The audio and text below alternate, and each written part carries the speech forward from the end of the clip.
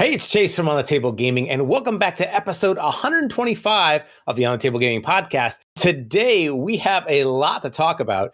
Coming out of the GAMA presentation, we now have at least 20 units that have been revealed for A Song of Ice and Fire, the miniatures game. So, I'm going to head up to the Rookery. I haven't been up there in a while, and I'm going to take a look around here, so... And, oh my God, Josh, you've been up here the whole time? Yes. Oh, no. Oh, God. I'm so sorry, man. This is what I've been up to. The door closed behind me that last time. And oh, man. Okay, well. So at least you've been up here while the news has been coming in. So we get to talk about some of the newest Song of Ice and Fire news. I'm excited. I mean, there's just so much stuff coming out. This is nuts. And we actually have a pretty huge reveal of a... Well, I don't know if I'm supposed to say it yet. So, Josh, I'm so excited to talk to you too. I mean, this goes back to like the old days where it was like the first hero box coming out or something, and we're like, oh my gosh. And now, let's start in with the Martells here. We got a whole new faction that was revealed.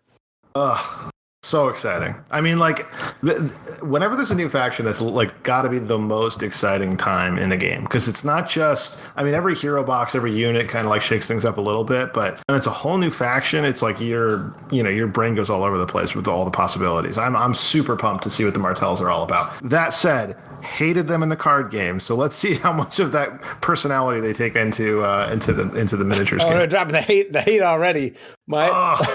Miserable deck.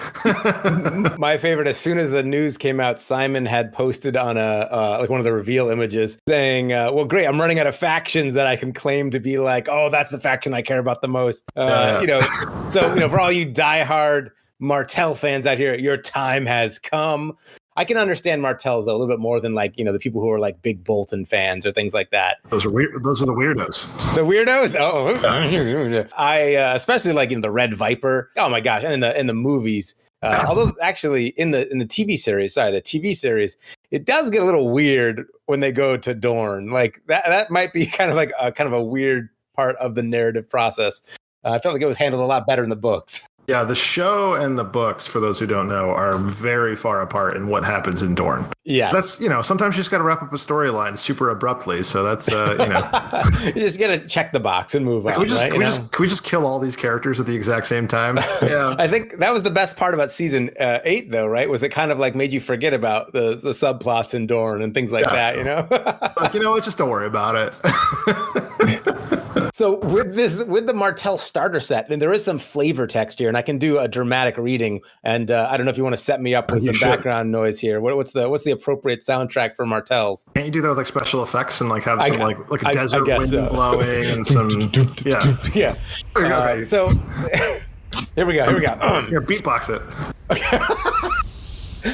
House Martell rules the desert, plains, and badlands of southern Westeros under the Sunspear banner. Their troops are garbed in desert robes, under light armor, and rank among the fastest forces in the War of the Five Kings. House Martell's doctrine of battle is to strike fast, strike hard, and evade counterattack. Their spearmen and skirmishers form the bulk of their forces, while the elite Dune Vipers fill a flanking and pinning role. But nothing embodies the might of House Martell so much as its leadership. Prince Doran rules the great house from the Sunspear, while Prince Oberon leads from the front. Areo Hota's valor has seen many battles won by strength of will alone, and the political machinations of Ilaria Sand keep enemies guessing where and when House Martell will strike next. All right, so that's from the back of the starter set box. Oh, yeah. Whew, there's a lot to pull off from there. Well, so you got to think, like, first of all, they said fast, so that tells me that you're going to see, like, infantry that moves 7 inches? Oof. So, Maybe. You think it's going to be that fast? Oh my gosh. Because I feel like every faction has come out. They'll be like, so tell me about the Starks. And like, well, the Starks are fast. And then you're like, oh, okay, all right. I look at the Starks and they're like they use like tactical maneuverability more so than speed. They definitely have guys that move 6 inches, but like I would say their faction identity has more to do with like repositioning. I feel like the Martells could just be like pure speed. And I would assume because of their abilities, probably that like like, some kind of retreat action, similar to what we've seen before, right? With like Outriders, for example, where you get attacked and you can make a free retreat action. I bet there's a lot of that you can't like pin them down. Yeah, what was it like? And maybe things like ambush, where if you attack in the flank, you cause like panic and weaken tokens. Oh yeah. Or was it Swift Strike, where you get the free retreat action after you get attacked? Like it sounds like that might be like really annoying to fight, in that they just keep bouncing out of combat. I'll think about like poison too, right? Like that's got to be a mechanic of some kind. There's got to be some kind of poison mechanic or something. Venom. How do you do that? I don't know. Is this going to be do you think they would introduce a new mechanic like game wise? It could. It could be like, hey, we're adding a fourth token. And like it's in all the games. Yeah, I think it'd be cool if you just land any hits, regardless of if it kills anybody, but you just land a hit, you get a poison token, and like every poison token, you just like lose a dude. That might be really powerful. So maybe that's way too much, but that'd be pretty cool. You know what I mean? Like maybe they're not that good at actually pushing damage through, but you don't really care that much because you just like hit them like one time, and you get they just kind of have these poison tokens. You run away. So it'd be like anti-pillage tokens, where like I kill a rank of yours, and like I get a token, but instead it's like I hit you, and like you get a token. Yeah, and for every token you lose a guy. So then over like multiple rounds, I don't know. That might be either. How would you get rid of it though? Then you get rid of you can't. You're just like once you got it, you got like you can't have someone be like, you gotta suck the poison out, man. Yeah, you're dead, dude. That's what? This could be. This may be why we're also not game designers. I'm excited to see where they go with it. It's a terrible idea. It's a terrible. I haven't thought it through at all, but something like that. Do you think poison is going to be something troops do, or do you think poison is going to be something like NCUs do? I would think of the attachments. Like if you get like the sand snakes in there, you get like Oberyn like leading a unit, like almost 100%. Like they have to have some kind of venomous ability, but maybe they have like some, I don't know, the Dune Vipers. Like that sounds interesting. Like what are those? Maybe a poisonous unit? Dune Vipers. It sounds like they got like a motorcycle gang or something. Like we're the Dune Vipers. Yeah, we ride Vespas on Tatooine. Too soon. Let's not go there. It sounds like a homebrewed Space Marine chapter. Yes, absolutely. Yeah. Oh man. So in that starter set, we know we're getting Prince Oberyn, which is going to be amazing, and everyone's going to say, "Hey, how come mine doesn't look like Pedro Pascal? Like, why doesn't look the same?" Because it's based on the books, not on the show. But we talk about poison. Yeah, I was going through looking up some of these characters for hero boxes and Martell, and I'd forgotten that Prince Oberyn had spent time training as a maester and has got 6 chains while studying before he like basically gets bored and wanders off. And so that's where he got his mastery of poison. So I feel like you gotta do something with poison with him. So I didn't know he's gonna be like a battlefield commander. I'm assuming, right? That's got to be. Yeah, people are going to want to get him up there. They're going to want to push his tray into the mountain and be like, let's duke it out. But do you think we'll see maybe an NCU version of him too? Or is his character too, I guess he's very versatile. Yeah. And I think about, maybe an NCU version that would have poison. Like, I don't know. I guess it all depends on how this poison mechanic works. I could see it going either way, but I would see primarily him being like a battlefield commander type. Because there's what we have: Oberyn, Doran, Areo Hota, and Ilaria Sand. I would predict Oberyn and Areo Hota are like the combat attachments, and then Doran and Ilaria are the NCUs. And Areo Hota, the captain of the household guard at Sunspear, he's got that crazy long axe. Like he's probably going to be your smash and like crush people commander, right? And so that leaves a little bit more of an open, flexible, maybe we would call a more skill-based, not skill-based, that sounds derivative, but a more, more commander to be a little more careful with, more tactical with. Sure. Well, I would predict because wasn't he like the executioner too? Like he was like the bodyguard for Doran, but also like he chopped people's heads off, right? So wouldn't maybe he has that like everyone's favorite mechanic of killing an attachment in the unit? Oh my gosh. Well, he does. And let's see, I was trying to go through. Yeah, he kills some guy. He takes some people out in combat. I love a search of iceandfire.com. It's like a website you can search for keywords and just pulls you to like paragraphs in all of the books where things are mentioned. And I found some ones where he's like sizing people up, being like, "Can I take this guy? Like I can take this guy." But he's the one who kills Eris Oakheart. So he's quite a strong battlefield presence. So I feel like, he's going to be able to hold his own. Yeah. Maybe something like a Victorian style character or a Great John Umber sort of character. So, those are 2 combat commanders then. And then Dorian, he's obviously going to be an NCU. And then Illyria Sand is going to be an NCU as well, I'm assuming. And so, that kind of fleshes out our box there. I don't know. Out of those characters, are there anyone in particular that you're like especially excited for? you know what? I'm gonna tell you what, Prince Doran, because You think so? oh yeah, in the books he was a very different sort of, in the show he barely didn't do anything, but like he was like sort of like an ineffectual leader that got killed by his daughter-in-law, I guess. Yeah. But in the books, he was like this tactical genius, and like he was sort of, like crippled by disease, but like was, this amazing mind that was playing this like long con. And, I don't think at this point in the books we've ever like really truly revealed his like full plan. I think he was like looking at, now it's been so long I can't even remember. Was it one of the other maybe Targaryens that was floating around he was trying to marry off or something? Oh, it was Marcella? Was that what it was? Was he trying to marry Daenerys? I can't. He had some kind of plan. It was very interesting. But at any rate, I just remember his line about being like, like there's a snake like in the grass, like laying in the grass is like the most dangerous because you don't see him, you don't suspect it. Yeah, and the whole thing about the people of Dorne is like they're the ones who held out against the Targaryens when the Targaryens had dragons. They were the only ones like that, were able to like withstand, right? So whatever the poison mechanic is, it should be good against dragons. Be like, take that. I think, if you just have like kill target dragon.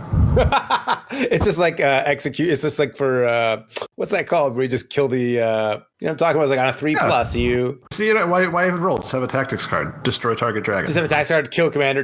Kill dragon. You just play it, and it's like, well, I don't have any dragons in my army. I'm playing against Starks. Just pitch it then. That's fun. You know what though? That's not so bad. I would take a very situational card. Discard it at the end of your turn. Just in case for tournaments, you just show up and be like, great, I got my kill dragon card. Like, man, Mother of Dragons list is getting wrecked. we got those 4 commanders, NCU character types, and then we've got the units. So they mentioned spearmen, they mentioned skirmishers, and then they mentioned the Dune Vipers, which are not, I assure you, a custom Space Marine chapter. Not yet. They are now. Are you going to start stacking your next kill team? I'll make a kill team called the Dune Vipers. Ooh, all right. It sounds like a Necromunda group, actually.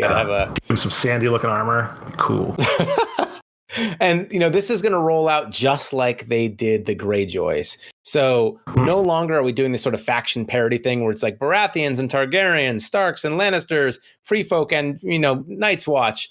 It's just one faction and you get a bunch of stuff all at once. You're not like waiting anymore. So it's going to be the 3 units that come in the core set, Spearmen, Skirmishers, Dune Vipers. And then we're also going to see the Sunspear Royal Guard, which are like kind of the elite, heavily armored Martell units. They got additional, in their description, it says they have additional physical conditioning that allows them to keep pace, and they're the hard center to a Martell Vanguard. So that's going to be their heavily armored unit. Mm-hmm. And these are the guys that would protect Doran Martell at Sunspear.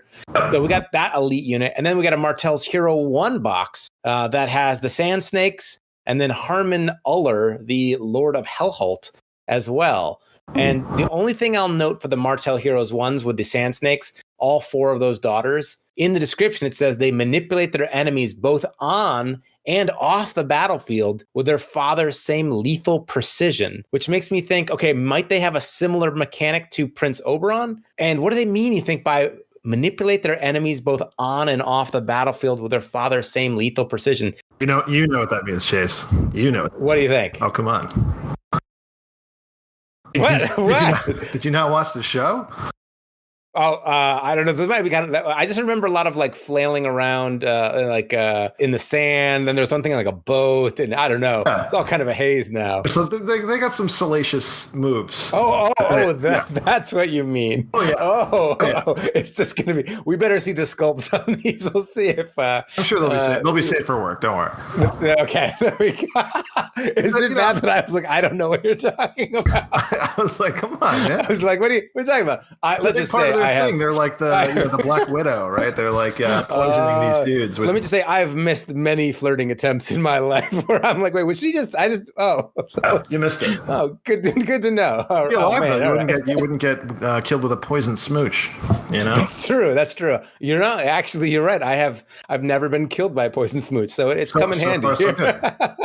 So, but there's 4 of them, right? So they can't all just be the sand snakes and the poison smooches. Like they can't all have the same ability. All have the exact same ability, and their subtext will also be that if they happen to run into oh god, I'm forgetting his name, the Greyjoy. Euron. If Euron shows up, he will kill all of them by himself instantly. Oh god.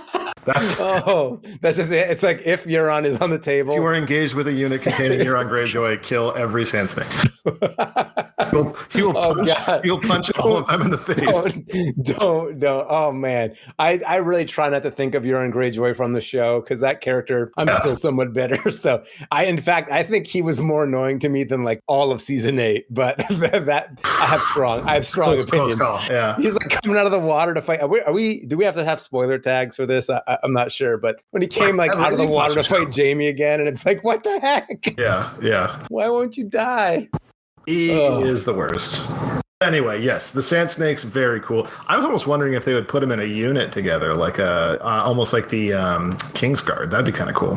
Oh, yeah, I don't know. The way it's worded here, I mean, they do mention, although one of the deadliest warriors afoot, Prince Oberyn Martell's political machinations are not to be undervalued, nor those of his daughters. Mm-hmm. It doesn't sound like that's what that box would be like, but I'm kind of actually all about the character units, and I'd actually like to see more. And if we have time when we get to talk about some of the stuff coming out for the free folk, Abel the Bard gets mentioned, but in the way that box is structured too, I don't think it's a character unit, and I don't know if you could do like him and 6 Spear Wives and make that work, but I would like to see more of that sort of flavor in the game. Yeah, I think some of those like legendary units, and I'm surprised, like I thought they would do it a lot more often. Remember when we saw like Eddard's Honor Guard? Yeah. We're like, oh, well, they could just reskin, like, you have a different card and all of a sudden you have like, I don't know, Tywin Lannister's Honor Guard. You know what I mean? Like you can kind of do something. They haven't really done that as much, which is interesting. But I mean, I'm still waiting. The way the new sculpts came out and those Stark and Lannister starter sets, they're so good. Oh, yeah. I really want just give me an honor guard, like an extra set of cool sculpted sworn swords. And, like I can make my own Eddard's honored guard just out of that. Like just sell me the unit and I will buy that. I've seen some cool conversions that people have done where they've like kind of added like different shields and helmets and stuff that have really turned that unit into something kind of sweet. If you are listening to this, we also, put this on YouTube. We also post that the episode's out on our Facebook page. If you have made a really cool custom honor guard, please go there and share some of the pictures. I'd love to see what you've done because that's one of those things where I've never done that. I don't really play Starks, but I have Starks. And I just don't have the time to like custom make my own honor guard unit. But, I just love what people do and I just love to pick one up. But, back to Martells, do you think, is this a faction that like you've been waiting for? I mean, like I said, like I played them in the card game. So I have like this like irrational, deep-seated hatred of the Martells that has nothing to do with their flavor as a faction or their in-game persona. So no, I am very looking forward to, though, killing them as often as possible with my stuff. So what I'm hearing is it's been what, 5 years or so of us playing this game. It's been that long, right? COVID time, somewhere there. So, you played a wee bit against Free Folk. So maybe it sounds like I need to pick this faction up and start going heavy with this just so you can have the thrill of the hunt here. And hopefully that poison mechanic is, if there is a poison mechanic, but there's got to be a poison mechanic, is something that can. You played basically all Lannisters for a really long time, and then all Free Folk for a really long time, and then once in a blue moon Targaryens.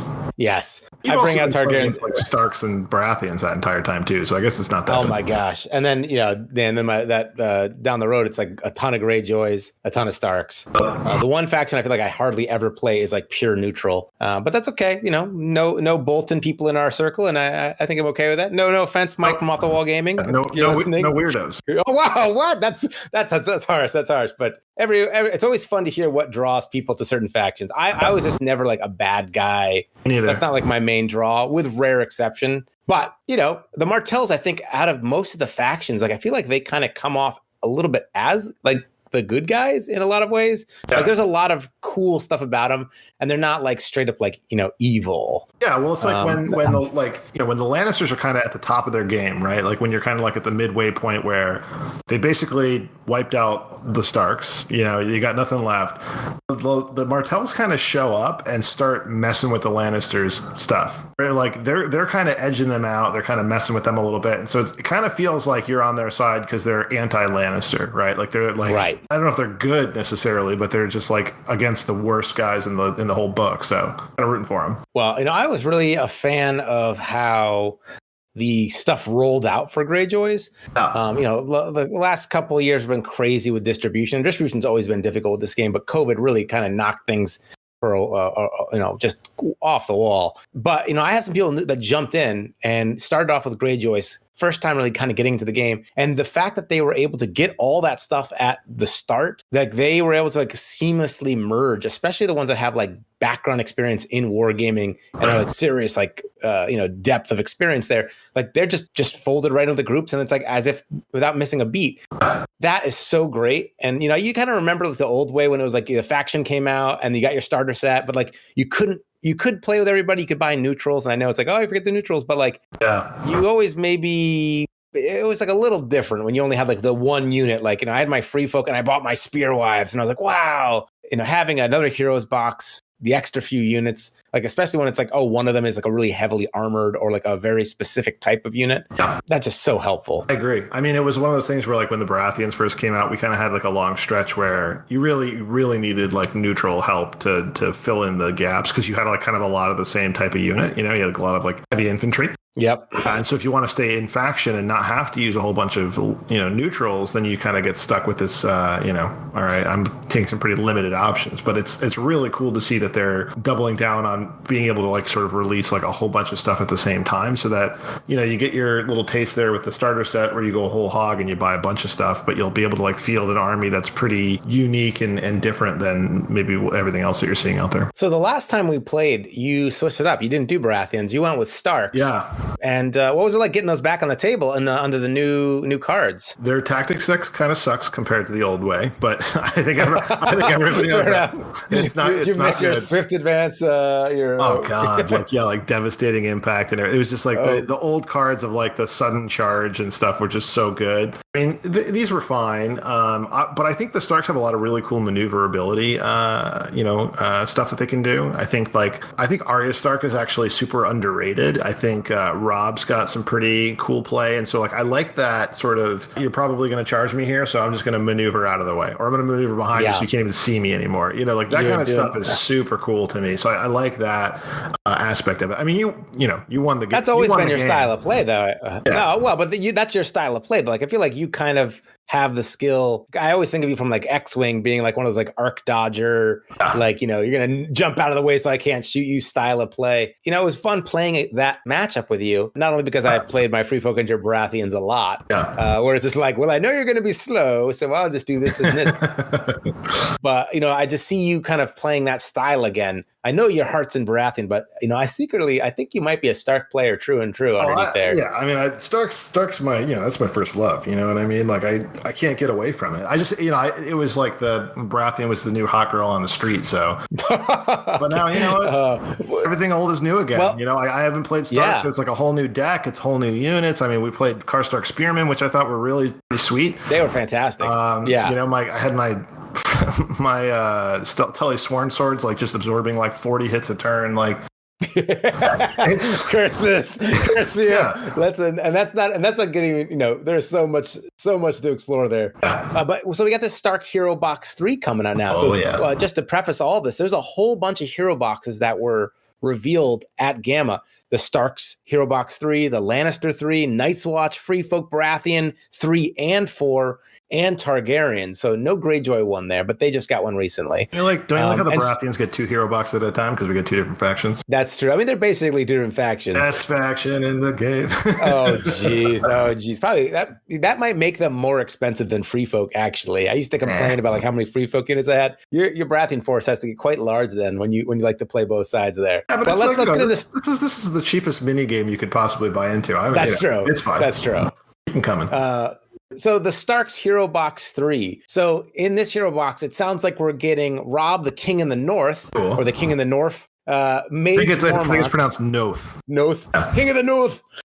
Mage Mormont, Lyanna Mormont. Brendan the Blackfish Tully is finally riding in. He was off on the flank for a while, I think. He was like off in reserves. Very long time. And then Rickard Karstark.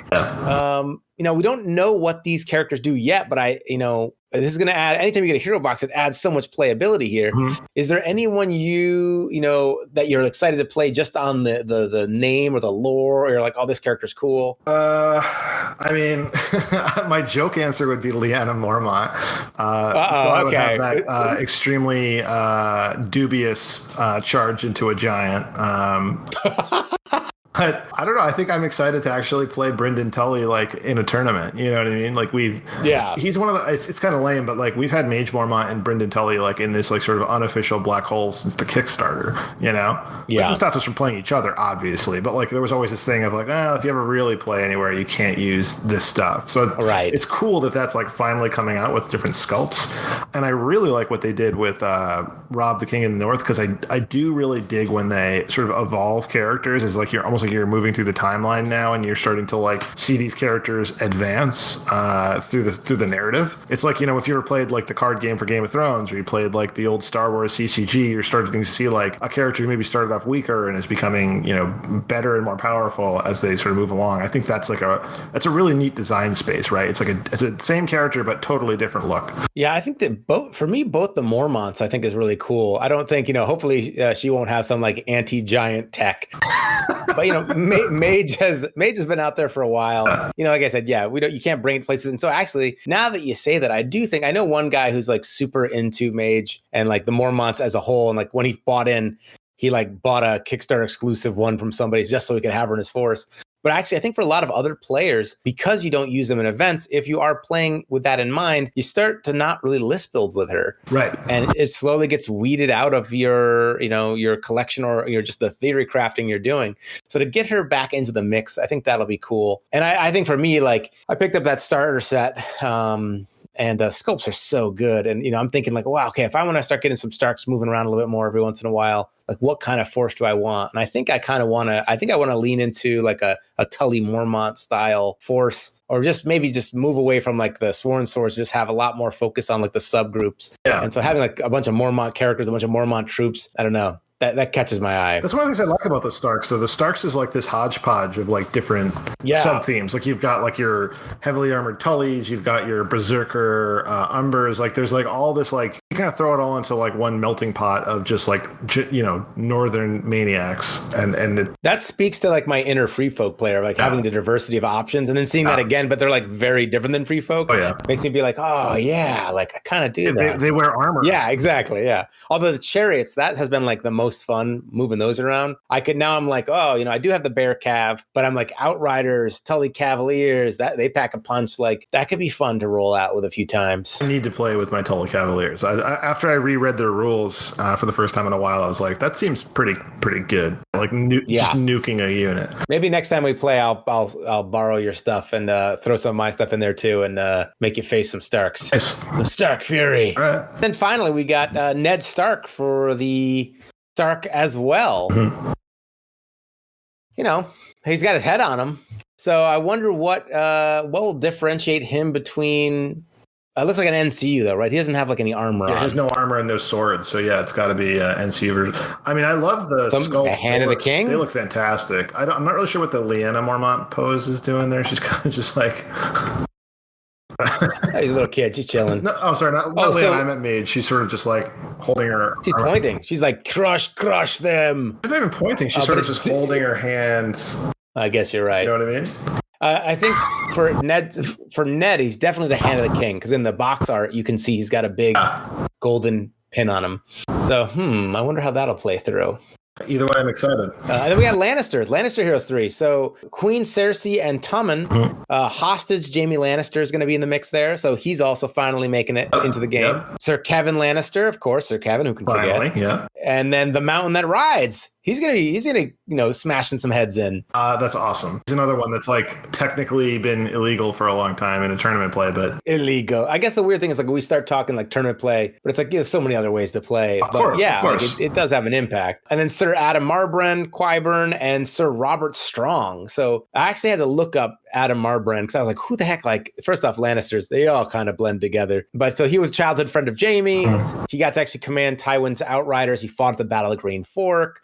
And eventually he becomes the commander of the City Watch. So I'm thinking, if he's got a commander form, maybe it'll be something that builds on the adaptive style of the Lannisport City Watch that came out recently. Like, I'm assuming they'll maybe put him at that point in time where he's got kind of a commander position, but maybe they'll do something earlier. Maybe it'll be something from an earlier time period. I like how they're like kind of moving around time. Like you said, like as the hero boxes are coming out, we're seeing different eras of characters. But, I don't know. Out of that, I think I'm kind of interested to see what happens with Queen Cersei and Tommen, to see what like different takes they might have on that Cersei character. So I don't know. I think Cersei and Tommen, I think that's probably who I'm most interested to see how they play out. But it'll be cool to get like Jaime Lannister into people's forces, the maimed one. I don't. He's another one I don't see often used, but putting out anytime you can put a thing.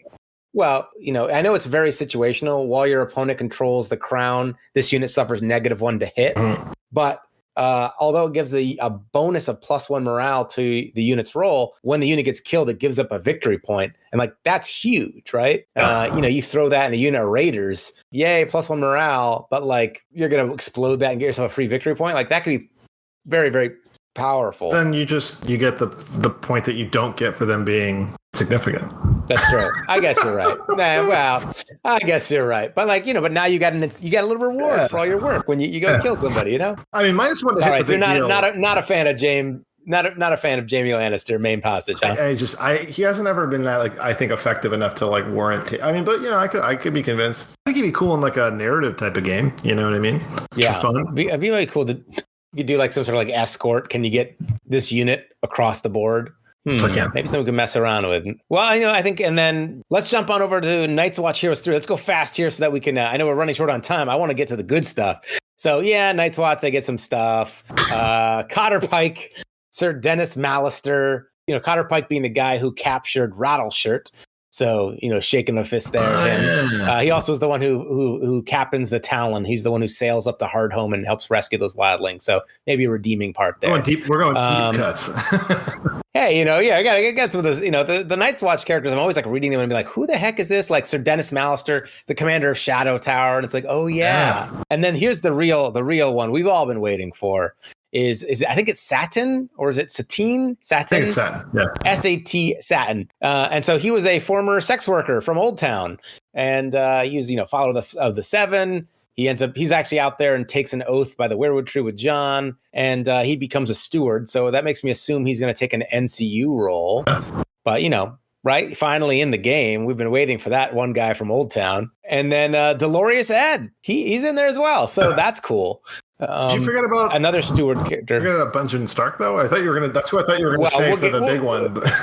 Oh no! Right, so Benjen, we see some variations of Benjen already. Now we have a mounted version of him. So I think I like to see characters that have multiple versions that are from foot to mounted. So getting him out in a unit. The Night's Watch don't have that many. The Ranger Vanguard does give him a second cavalry unit, so that might be where he ends up being. I'm interested to see what makes him different from his regular like kind of on foot ranger version, because right now he just makes the unit a ranger unit. He gives them ambush, which is great, giving out those panic and weaken tokens on the charges, but then he gives +1 mobility and the unit can pivot before marching. Certainly that would be madness to give to a mobile cavalry unit. They've got enough speed, they don't need to pivot before marching. I guess they already have that with their maneuverability. Right the free maneuver, yeah. But, I don't know. What room might there be to give things like a ranger feel? Hopefully nothing to do with like swift retreat or things like that. I've had too many bad experiences with Night Watch with that. I'm on the same page, yeah. And then, let's get to the good stuff here. Sorry, Night's Watch players. We're going to get to the free folk, why we're all here. Oh my gosh. I believe the cool kids say OMG. There is a lot to like here and some kind of raising of eyebrows. So on the back of the box, it notes that there's only 6 tactics cards. There's only 1 commander in this expansion, which is a little bit of a surprise. And we've got Borak the skin changer. And yeah, he's got a boar with him. He's awesome. So he's actually there with Tormund, like forces that force when they climb the wall, and like the boar and ghost don't get along. So I'm hoping that boar is powerful enough that we can maybe hunt some dire wolves with it. That would be cool. We got the Great Walrus, who I'm assuming is the commander in this box. And so then maybe that frozen shore like sub theme we're seeing with like the bear riders, we're seeing with the chariots, with the Walrus Chieftain, that maybe that he'll have like a sub theme within the faction that are based on those guys. And then we got Abel the Bard, which was Mance in disguise, and Dala, his wife. So I was looking at the sculpt for her, and I'm pretty sure when we meet her in the books, she's pregnant, but I don't see that in the sculpt, right? Because she dies during that whole like Baratheon battle. She's like giving birth. She dies in childbirth. So I don't know at what time she's supposed to be from in this starter set. It definitely doesn't look just like from the multiverse. She's from the multiverse, exactly. And then I think maybe the big news out of all of this, and I'm excited for Abel the Bard. That's my number one. But most people I've talked to seem to be more excited to see a Jon Snow for the Free Folk. I think he's going to be the commander, don't you? You think so? Yeah. But does he command? I guess he does. He is. He does. Yeah. Is it bad that I kind of don't want him to be though? I don't know. What do you mean? Well, what would he do in the Free Folk that he's not already doing? I guess maybe he would be like a Ser Jorah. Like bringing in like another faction sort of identity into the faction. Yeah. I mean, the whole like boldness and courage and, his vows, stand united brothers, things like that. Like we kind of have some of that in the faction already. I'm not sure what I would want from him. Would I take him I wonder if I just take him just as is, as a Night Watch character right now, if I just plopped him over. I don't know. My experience against him has mostly been him in the Ranger Hunters, those little bow guys, and it's been a nightmare. But I think it's more so the unit of Ranger Hunters than it is Jon Snow per se. Yeah, I always ended up playing against Jon Snow where he was stuck in with the unit of was the Night Watch veterans, the ones like where they could just restore a preposterous amount of wounds with Maester Aemon. Yeah. Well, so now what he does, they'll use their rally cry. And so they'll like, anytime the unit he's in performs a melee attack, he heals 2 wounds to a friendly unit in long range. Pretty good. So they'll do a lot of like options to like hit and then run away. And then if you try and like run down that particular unit, the Ranger Hunters with their Swift Strike are always like retreating. And it's just a real pain in the butt. You like really commit to running them down, especially if you don't have cavalry. And, I don't know if in the Free Folk faction, it's the Ranger Hunters that make the problem.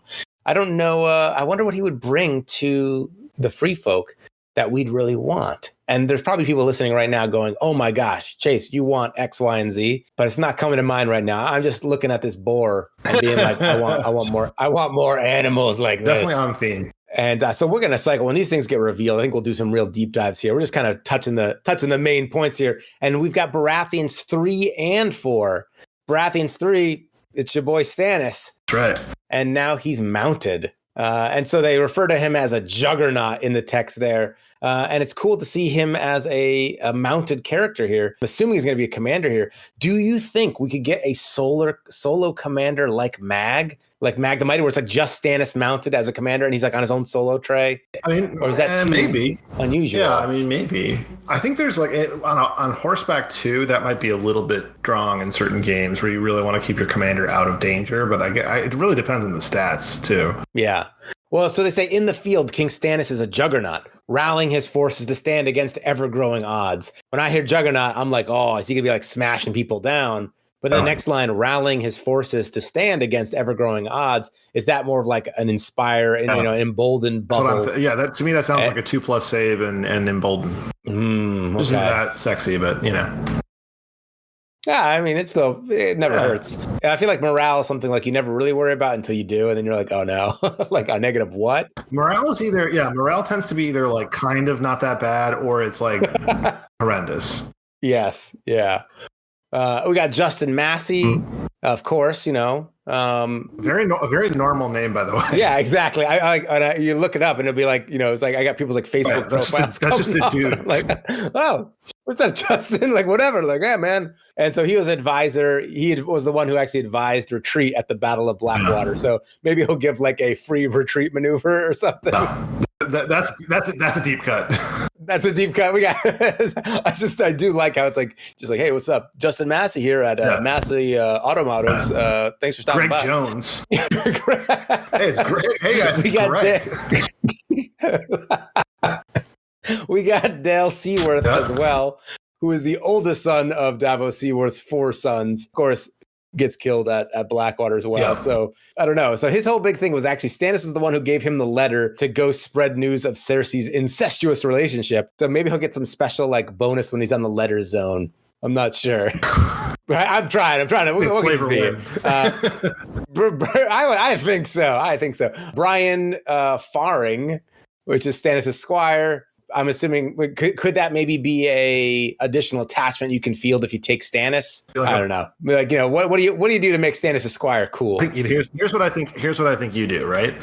You have your Stannis' squire and you have Stannis in the unit. And then if Stannis' unit dies, kind of get like a free roll of like they're not really dead. They like stay alive with 1 wound. They just push the squire in front. The squire, like, it's kind of like they did something similar thing with To the Last, right? Yeah. Brian did he did famously die from freezing to death in the book, so that would be a better death than I think in his character.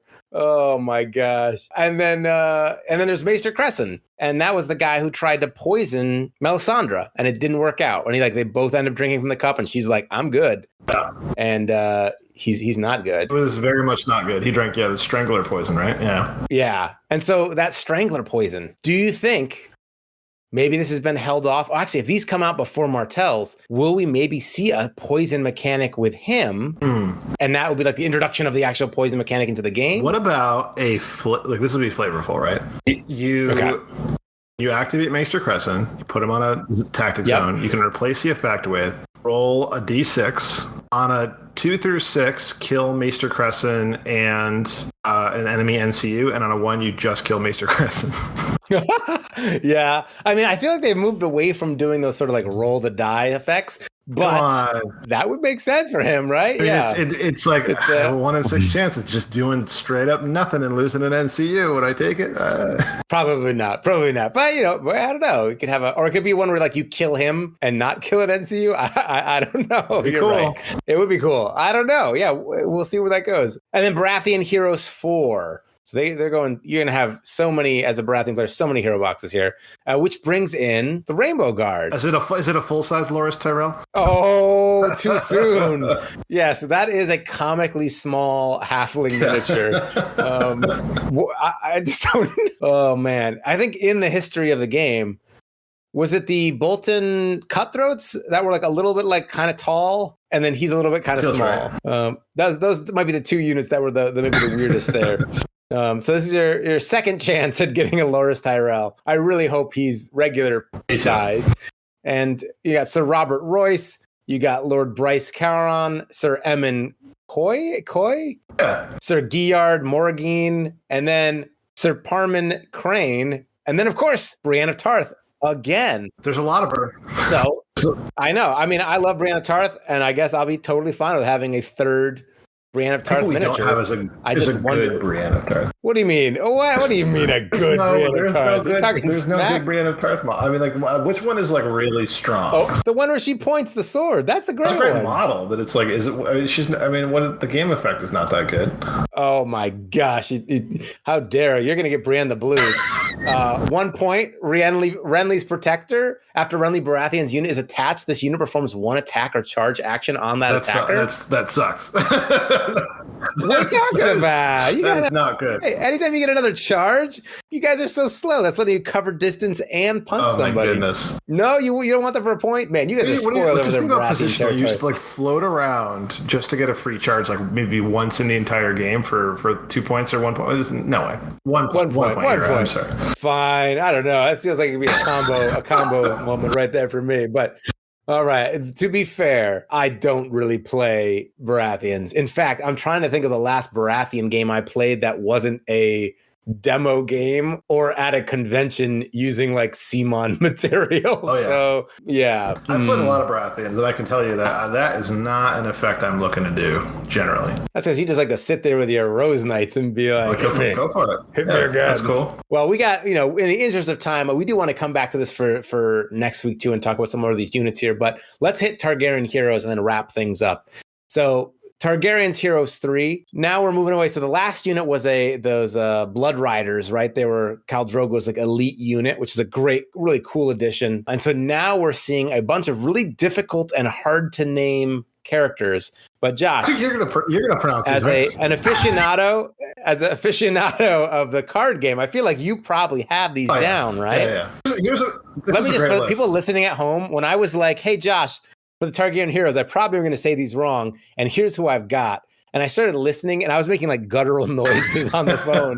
And Josh was pointing out. He's like, "Yeah, I know that one is." And he was right. He was like, "Oh yeah, that's the witch. That's that merchant dude." So, do you want to give him a shot, Josh? I'll rifle through the names. I mean, again, I know most of these characters from the card game because you just like, you have these like memories of getting blown out by some of these. But so we got Miri Maz-Dur, which we may remember as the one who sort of resurrected Khal Drogo. Yeah, technically speaking. And Hizdahr-zo Lorak, who's a wealthy merchant from Meereen. And Missandei, which is, of course, one of the handmaidens of Daenerys Targaryen. Of her name, Character of Chains, etc., etc. Got Quaithe, which is a good one. I want to read this. This next one. This is great. Quaithe was one of the three. Like it was like Pyat Pri, Zaxo, Zoan, Daxo, whatever that guy's name was one of those three warlock people. And I'm going to skip over the next one because I want to read that name last. Then there's Skahaz Mo Kandak. Nice. And then the last one is Mary Ellen. It's like we're getting Zip Zorp and Gobbledygoo, and then Bill. Like, yeah, it's me, Mary. Hi. Everyone calls me Mary Ellen, though. Game of Thrones is like just classic. They just have these completely off the wall names, and then they're like, just Dave. Oh man, I think my favorite still was the Massey guy. Yeah. Was Justin Massey. If there's a listener, I feel like that's a name. There might be someone listening who's like, "Wait, I'm Justin Massey." That's like the dude who eats your yogurt out of the break room. A guy named Justin Massey. Oh God. So okay, the witch. Maybe she's gonna resurrect a unit, but like a crappy version. He's like, your Khal Drogo died. Well, he's back. He but the unit can't move anymore. Oh God! Listen, that could actually be useful. You die on an objective point. She resurrects him. You just sit you got a guy who's technically alive, and you have to kill him again. I think, that would be amazing. If CMON does that, I think that's like next level. That wealthy merchant, Hizdahr-zo Lorak. That's it. That's going to be NCU, right? That's going to be probably trying to do something with the wealth zone. Maybe be thematic. I wonder with the Quaithe, I wonder if we'll see any more like kind of crazy warlock stuff. Or if that's going to be like kind of relegated entirely to Pyat Pri. Zaro doesn't do that. He's got like the crazy, like multiple influence things. I've used him a few times, actually. He's pretty cool. But I wonder where she kind of fits in between that spectrum. All right, we'll find out soon. Yeah, I don't know. Yeah. And a lot of these are going to be spoiled, probably somewhat soon. I think there were some listings that some of the stuff might be coming out like relatively soon, like within a month or so. But I'm not actually. I probably shouldn't say that. I probably shouldn't say that. It's coming out next month. Don't edit this out. Oh God! I'm sure as soon as like Zebraman gets a copy, these will be floating around. Oh, the guy with the zebra carpet. And then we got the Golden Company. He's back, man. He's back. Zebraman is back. So fantastic.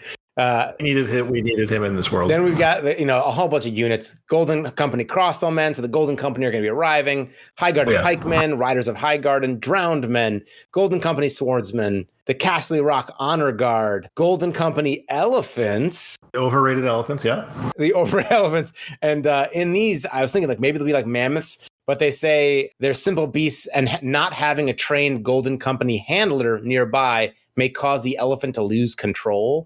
So I'm wondering if you'll have to have the elephant with a Golden Company unit or some other sort of attachment to make it work. We got Varamir's Six Skins, which we'll do, I feel like, an episode on itself, but he's just a unit with a bunch of animals. And so that's going to be awesome. Very cool. And then, we talked about all our hero boxes here. So there's a lot of stuff coming out over this year, and there may be other units not even mentioned here. This is just all from GAMA. So I think there's a lot to be excited about. 100%. And as this stuff starts to roll out, we get to see what it does. We'll take some time to pick through it and, see what we want to be getting some with our games. See what we want to be getting in with our games against each other here. Oh, yeah. And I don't know. I'm excited to add a little bit more of my free folk. And are you going to buy the Martell so I can kill him? Yeah, I'm definitely going to buy the Martell. Are you kidding me? I think those Chase, look you might amazing. Have a problem, by the way. We'll hit them up. You have an alarming amount of this game. I might have a problem. I'm running out of shelf space. Thank goodness you have so many Baratheons. And so now I got to think about how to do some cool sand bases. And I don't know. I've been really jazzed. Actually, I've been playing a few more games of Song of Ice and Fire. And I've played a lot of Legion. I know people have talked about that in the past. I'll do a lot of Star Wars Legion. Feeling a little burned out on Star Wars Legion. We did like a really long league and then people kind of took a break. And I'm just like, and been picking up and playing maybe extra Song of Ice and Fire, and man, this game is good. It is so much fun. It's funny because we haven't had a chance to play in a long time, and I've been playing just a lot of like Magic and stuff and painting, and then it was like just picking up the Starks and rolling with them after probably, I don't know, what was the last time I played, like 3 or 4 months ago. So like this game is excellent. It's still so good. The game is really fast. It's still I think the mechanics are all very strong. It was funny because I was like, I've been watching so much like Warhammer battle reports that I was like, and then I roll to wound and I was like, no, I don't. That's not a mechanic. Yeah. So I have to. Well, dude, the other thing is I just love playing against you too. I think there's something about just like playing with your friends, and not if anyone listening that I know from like stores, you guys are awesome too. I already said it. But it's like, I've been playing a lot of Greyjoys. Yeah. Boy, my free folk is a very specific like cadence to the battle of like losing some ranks, get some pillow tokens, and mixing up and playing some other people with different skill levels and different abilities, and that's just joking around. And plus, you are the ultimate hero, Josh, because you are the only person who will play a game with me at their house at 8 a.m. on a Saturday. That is. I'm a morning person. If anyone's listening, I wake up early and I do my video editing and all that stuff in the wee hours of the morn, and that's the sweet spot. You should see, me playing at, 6 or 7 o'clock at night, which is the normal time I get to play people, versus me playing at 8 in the morning. I think we gotta host some events, and I think we do like morning events, like show up, battles and brunch, man. Oh my gosh, let's make that a thing. Let's get that on the books here. Yeah. Are you kidding me? Oh my God, coffees and kings. We got it was other correlations. So many alliterations we could do. Donuts and dragons. We got Oh my God. Is it Dunkin' Donuts and Dragons? Yeah, that might be for legal reasons. We can't say that, but we can do donuts and dragons. Dunkin' and Dragons. Dungeons and Dragons. Yeah, man. So let's get that going. And as it's always a blast having you on here. And I'm excited to get some more games into the air. We gotta crank some out. Shout out to you for your video there on the sorcery Kickstarter. I don't know if you've talked about that on here at all, but that's I haven't. Pretty big deal. I mean, the biggest TCG Kickstarter of all time. I feel weird doing so. So I finally sold out here, sort of thing. I in November, December, I actually monetized my channel. So now the big bucks are coming in here. And I took on some freelance work, and I've been dabbling, like helping some people out with videos in the past. And the sorcery TCG, it's on Kickstarter right now. They wanted a really cool intro video for their Kickstarter. So we said, we'll help out with that. And man, their Kickstarter has blown up, man. Like, it is the highest funded TCG Kickstarter, I think, of all time right now. And they still got 15 days to go. It looks very cool. I backed a box just because I knew you made the video, so I had to do it. Oh, my gosh. You're the best. So that's going to be one thing. Actually, I do want to talk more about sorcery. Heck yeah. Contested Realm. And the hard part is, like I said, I did make a video for them. But, like, I'm not a big TCG guy, so I can't, like, keep everybody the ins and outs. But it's pretty cool. The art is just amazing. And I think I can say this. I don't know if this comes off like an endorsement or something, but everybody knows I worked with them on this. Man, that guy, Eric Olafson, the guy who made Path of Exile, super cool dude. I don't know. I think there's something about like when you get to make something for somebody or work with somebody, they're just like a huge nerd about it. Like you, like they're the guy who's like so into this. Like, I don't know. He's not someone who's like just trying to make a quick buck or scam people. Like this is a guy who like is so in love with this property and so in love with this project. And, you know, the stuff I can't talk about, like the meticulous detail he's put into things. Like this guy is someone who's really put a lot of thought into this. I don't know. It's like kind of like one of those feel good moments. You know, like I backed the Duncan Rhodes Kickstarter mostly on faith, being like, I hope these paints are good, but it's Duncan. And then it's like, plus Duncan is a genuinely amazing human being. That why not support dudes like that for doing what they love? Yes. That's awesome. You know, it turns out the paints sounds like they're gonna be awesome, and like I didn't really have any doubts. But it's like this is a similar thing where this guy turns out to be like a really cool dude, and it's kind of a cool moment. So that's my like behind the scenes endorsement. But like I said, you know, I have taken money from this person, and I don't know a lot about TCGs, but boy, it's a kind of a hoot and a holler game when you're playing it too. I played a few games just to make sure I knew what I was doing when we were trying to make this video. And, you know, we got to get a game in. Yes. They've got a TTS mod, and I'll get us in on that. And maybe we can talk about what that's like in the future. We only got 15 days, so maybe we gotta get a game in maybe this weekend or sometime coming up soon. But I'm pumped. I mean, you know, I'm a huge Magic guy, so I like the old school sort of Magic vibes, and I like the fact that it's on like that sort of grid, so there's like a different sort of look. You know, the spatial relationship is another sort of angle. So I think it's awesome. So big shout out to that. And so, you know, I guess I got to work on plugging my stuff here then. So we have monetized our YouTube channel. So now I realized what really pushed me over was I realized that it was showing ads anyway. People were saying like, well, there's ads on your stuff. And I was like, what? And it was just like going to YouTube. So I was like, all right, I'll let that go to me. and we do have a Patreon if you want to shoot some bucks to us and jump in on our Discord. We're happy to have you. It's a pretty small, intimate Discord. We keep it really tight. You know, feel free to jump on in there. And we got a lot of cool stuff in the works coming up. If you didn't catch our last episode, we had Duncan and Miniac on talking about mental health, and we're going to look to do some other mental health related topics in the future, as we're also looking at board games, card games, and a lot of A Song of Ice and Fire. So a lot of cool stuff to come in the future. And you know, Josh, thanks for coming back on here, and be ready. We're going to get some more games in here. There's a lot of new units coming out, and I got to get as much free folk battles in against you before I start playing some Martells. So be prepared. All right, sounds good. All right. Thanks so much for tuning in, everybody. And in the meantime, we hope you get your miniatures on the table. Beep, boop, boop.